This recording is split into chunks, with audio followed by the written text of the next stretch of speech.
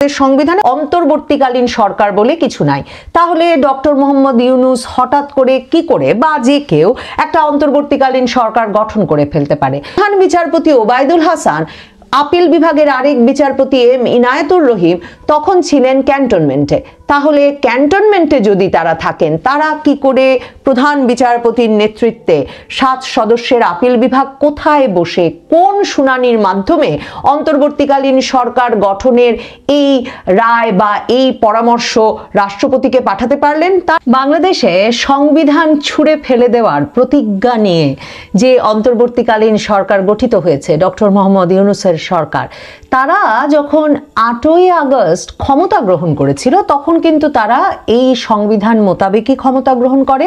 আপনাদের মনে থাকবে বঙ্গভবনে গিয়ে তারা শপথ গ্রহণ করেছিল এবং বাংলাদেশের সংবিধানকে রক্ষার শপথ গ্রহণ করেছিলেন ডক্টর মোহাম্মদ ইউনূস সহ তার উপদেষ্টা বাহিনী, মানে আসিফ নজরুল সেখানে আছেন ছাত্র উপদেষ্টা হিসেবে অন্তর্বর্তীকালীন সরকারে তখন থেকে যোগদান করা আসিফ মাহমুদ সজীব ভুঁইয়া এবং নাহিদ ইসলাম, এবং ছিলেন পরবর্তীতেও মাহফুজ আলম যখন উপদেষ্টা হিসেবে শপথ নিলেন, তিনিও কিন্তু এই সংবিধান সমুন্নত রাখার শপথ গ্রহণ করেই বঙ্গভবনে গিয়ে এই সংবিধান সমুন্নত রাখার শপথ গ্রহণ করেই উপদেষ্টা হয়েছেন বা মন্ত্রী হয়েছেন।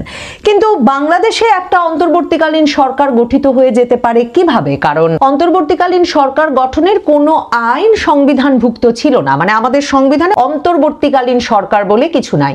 তাহলে ডক্টর মোহাম্মদ ইউনূস হঠাৎ করে কি করে বা যে কেউ একটা অন্তর্বর্তীকালীন সরকার গঠন করে ফেলতে পারে? তখন আমাদেরকে বলা হয়েছিল যে বাংলাদেশের সর্বোচ্চ আদালত সুপ্রিম কোর্ট, যাদেরকে কিন্তু সংবিধানের রক্ষক বলা হয়, সেই সংবিধানের রক্ষক সুপ্রিম কোর্টের আপিল বিভাগের পূর্ণাঙ্গ বেঞ্চ প্রধান বিচারপতি ওবায়দুল হাসানের নেতৃত্বে বসে এই সিদ্ধান্ত দিয়েছে যে সাংবিধানিক শূন্যতা সৃষ্টি হয়েছে তাতে বাংলাদেশে এই অবস্থায় আসলে অন্তর্বর্তীকালীন সরকার গঠন করা যেতে পারে। এবং আমাদেরকে তখন একথাও বলা হয়েছিল যে সংবিধানের 106 অনুচ্ছেদ অনুসারে যেহেতু রাষ্ট্রপতি যে কোনো গুরুত্বপূর্ণ বিষয়ে আপিল বিভাগের মতামত চাইতে পারেন, ওই যে আমি বললাম, কারণ আপিল বিভাগকে সংবিধানের এক রকমের রক্ষাকর্তা হিসেবে দেখা হয়, কাজে আপিল বিভাগের যে কোনো মতামত চাইতে পারেন যেহেতু রাষ্ট্রপতি যে কোনো সংকটকালে, সেই 106 অনুচ্ছেদ অনুসারে নাকি রাষ্ট্রপতি আপিল বিভাগের কাছে মতামত চেয়েছিলেন। এবং আমাদের বলা হলো আপিল বিভাগের বিচারপতিগণ বসে তারা সিদ্ধান্ত নিয়েছেন যে সাংবিধানিক শূন্যতা থেকে দেশকে রক্ষা করতে অন্তর্বর্তীকালীন সরকার গঠন করা যেতে পারে। সুপ্রিম কোর্টের জনসংযোগ বিভাগের এক বিজ্ঞপ্তিতে তখন জানানো হয়েছিল যে অন্তর্বর্তী সরকার গঠনের বিষয়ে আইন, বিচার ও সংসদ বিষয়ক মন্ত্রণালয় থেকে বৃহস্পতিবার মানে 8ই আগস্ট একটা চিঠি আসে, যেদিন অন্তর্বর্তীকালীন সরকার রাতে পরে শপথ নেবে। ওই চিঠিতেই রাষ্ট্রপতি সুপ্রিম কোর্টের মতামত জানতে চান। সুপ্রিম কোর্ট অন্তর্বর্তীকালীন সরকার গঠন করা, প্রধান উপদেষ্টা সহ অন্য উপদেষ্টাদের নিয়োগ এবং শপথ পাঠ করানো যেতে পারে বলে মতামত দিয়েছেন। এবং সংবিধানের 106 অনুচ্ছেদে সুপ্রিম কোর্টের উপদেষ্টামূলক এখতিয়ারের বিষয়ে বলা আছে। অনুচ্ছেদটি বলছে যে যদি কোনো সময়ে রাষ্ট্রপতির নিকট প্রতীয়মান হয় যে আইনের এরূপ কোনো প্রশ্ন উত্থাপিত হয়েছে বা উত্থাপনের সম্ভাবনা দেখা দিয়েছে যা এমন ধরনের ও এমন জনগুরুত্ব সম্পন্ন যে সেই সম্পর্কে সুপ্রিম কোর্টের মতামত গ্রহণ করা প্রয়োজন, তাহলে তিনি অর্থাৎ রাষ্ট্রপতি প্রশ্নটি আপিল বিভাগের বিবেচনার জন্য প্রেরণ করতে পারবেন এবং ওই বিভাগ স্বীয় বিবেচনায় উপযুক্ত শুনানির পর প্রশ্নটি সম্পর্কে রাষ্ট্রপতিকে স্বীয় মতামত জ্ঞাপন করতে পারবেন। যে কারণে আমাদের সামনে এমন একটা বক্তব্য উপস্থাপন করা হলো যে তখনকার প্রধান বিচারপতি ওবায়দুল হাসানের নেতৃত্বে আপিল বিভাগের বাকি বিচারপতিরা বসে, প্রধান বিচারপতি ছাড়া আরো 6 সদস্য বসে এই সিদ্ধান্ত নিয়েছেন যে অন্তর্বর্তীকালীন সরকার এই সাংবিধানিক শূন্যতার অবস্থায় গঠন করা যেতে পারে।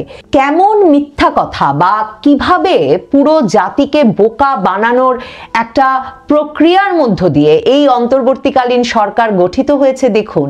এখন জানা যাচ্ছে যে প্রধান বিচারপতি এবং আপিল বিভাগের আরেক বিচারপতি এম ইনায়েতুর রহিম তখন প্রাণ ভয়ে এবং মব জাস্টিসের ভয়ে ছিলেন ক্যান্টনমেন্টে, এবং ক্যান্টনমেন্টে যে তারা ছিলেন সেটা জানা গেল মাত্র এই গত সপ্তাহে আইএসপিআর যখন ক্যান্টনমেন্টে গিয়ে সামরিক বেসামরিক প্রশাসনের বিচার বিভাগের বিভিন্ন শিক্ষা প্রতিষ্ঠানের কারা কারা আসলে গিয়ে আশ্রয় নিয়েছিলেন প্রাণ ভয়ে প্রাণ সংশয়ের কারণে তাদের তালিকা ঘোষণা করে দিল, তখন জানা গেল প্রধান বিচারপতি ওবায়দুল হাসান, আপিল বিভাগের আরেক বিচারপতি এম ইনায়েতুর রহিম তখন ছিলেন ক্যান্টনমেন্টে।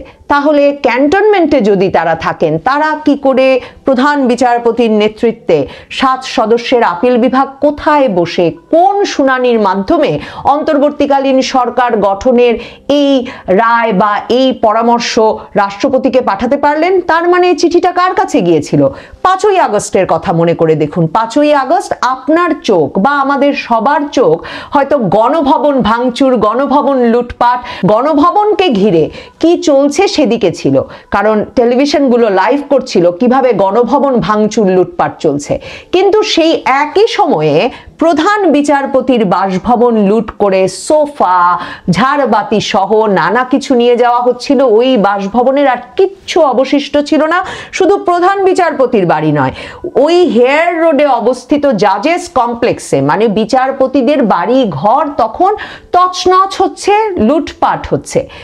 এবং এখন জানা যাচ্ছে, মানে তখন আমরা জানি যে এই বিচারপতিদের কেউ তাদের পরিবার পরিজন সহ তখন বাড়িতে থাকতে পারেন নাই, কারণ এরই মধ্যে গণ অভ্যুত্থানে নেতৃত্ব দেওয়া পক্ষ, বিজয়ী পক্ষ, তারা ঢুকে গেছে, বিচারপতিদের বাড়ি ভাঙচুর করছে, লুটপাট করছে। বুঝতেই পারছেন ওই বাড়িতে যদি কোনো বাসিন্দা উপস্থিত থাকতেন তাহলে তাদের কি অবস্থা হতো। কাজে এদের কেউ কেউ প্রধান বিচারপতি সহ গিয়ে উপস্থিত হয়েছিলেন সেনাবাহিনীর কাছে ক্যান্টনমেন্টে নিরাপদ আশ্রয়ের জন্য। এবং আইএসপিআর এর তরফে এখন বলা হচ্ছে যে তখন ব্যক্তির পরিচয়ের চেয়ে অনেক গুরুত্বপূর্ণ তাদের কাছে মনে হয়েছে যে বিশৃঙ্খলা, সহিংসতা, মব জাস্টিস চলছে তা থেকে রক্ষা করা, এদের প্রাণ বাঁচানো। তো প্রাণ বাঁচানোর জন্য যে প্রধান বিচারপতি তখন সেনানিবাসের ভেতর, সেই প্রধান বিচারপতি বা আপিল বিভাগের বিচারপতিরা কি করে আপনাকে এ ধরনের গুরুত্বপূর্ণ মতামত দেবেন? মজা দেখুন, কি মজা সাজিয়েছেন এই অন্তর্বর্তীকালীন সরকার। মানে একদিকে তাদের মন চেয়েছে তারা সংবিধান অনুযায়ী শপথ নিয়ে ফেলবেন, মানে শপথ নিয়ে ফেললে দেশের ক্ষমতাটা নিয়ে নেওয়া যায়, কাজেই সে সময় সংবিধান নিয়ে কোনো সমস্যা করছেন না।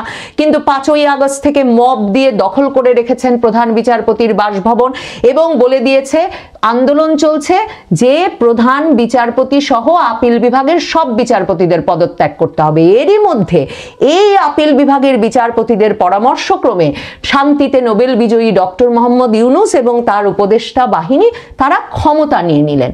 ক্ষমতা নেওয়ার পরের দিন 9ই আগস্ট থেকে আবারও উত্তাল আন্দোলন শুরু হলো যে প্রধান বিচারপতি সহ আপিল বিভাগের সব বিচারপতিদের এখনই পদত্যাগ করতে হবে। কে নেতৃত্ব দিচ্ছেন সেই আন্দোলনেরও নেতৃত্ব দিচ্ছেন প্রধান উপদেষ্টা ডক্টর মোহাম্মদ ইউনূসের মববাজির নেতৃত্ব দেওয়া নেতা সারা বাংলাদেশে। তখন আমরা সবে এসবের মাধ্যমে চিনতে শুরু করলাম হাসনাত আব্দুল্লাহ তখন সুপ্রিম কোর্টের সামনে, আদালতের সামনে গিয়ে বলেছেন প্রধান বিচারপতি সহ আপিল বিভাগের বিচারপতিদের এক্ষুনি পদত্যাগ করতে হবে, কারণ প্রধান বিচারপতি ওবায়দুল হাসান সহ আপিল বিভাগের বিচারপতিদের আর তো কোনো কাজ বাকি থাকে না।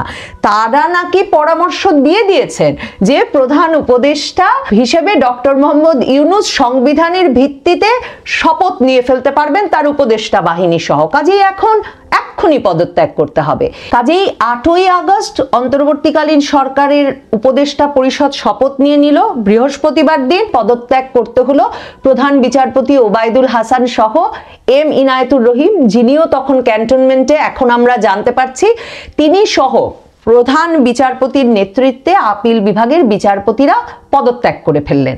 এবং প্রধান বিচারপতি ওবায়দুল হাসান তার পদত্যাগের কারণের ভেতরেও কিন্তু কোনো রাগঢাক করেন নাই।